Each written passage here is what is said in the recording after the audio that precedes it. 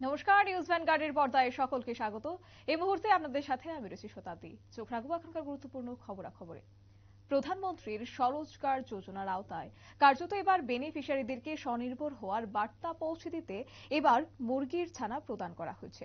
বিশেষ করে সোমবার এক অনুষ্ঠানের মাধ্যমে সালেমা ব্লকের সিঙ্গিনালা গ্রাম পঞ্চায়েতে প্রধানমন্ত্রী স্বরোজগার যোজনার স্কিমে ১৯ জন প্রকৃত বেনিফিশিয়ারিকে স্বনির্ভর হওয়ার জন্য প্রতি পরিবারে 10টি করে লেয়ার মুরগির ছানা প্রদান করা হয়।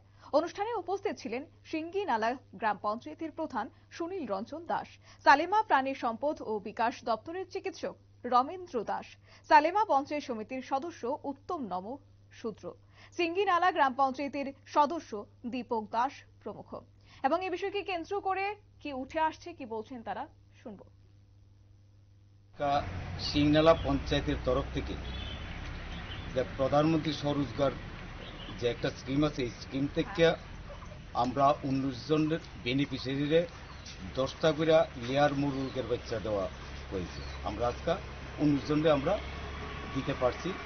এই বেনিফিশিয়ারি যারা বেনিফিশিয়ারি হয়েছেন, যদি 19টা বাচ্চা তারা লালন পালন করেন, তাহলে তারা লেয়ার মুরগে তার পারিবারিক উন্নয়ন হবে, এই চিন্তাধারা করি সরকার দিয়েছে। আমরাও পঞ্চায়েত থেকে 19 জন একবারে নির্ভর যারা, তাদেরকে আমরা এই বাচ্চাগুলা দিয়েছি। নমস্কার। আপনারা শুনলেন প্রধান সিঙ্গিনালা পঞ্চায়েতের প্রধান সুনীল রঞ্জন দাস কি বললেন।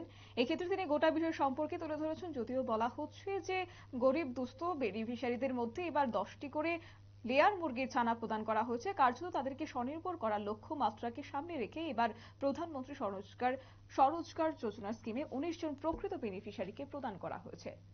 নিয়ে নিচ্ছে ছোট একটি বিজ্ঞাপন বিরতির সঙ্গে থাকুন।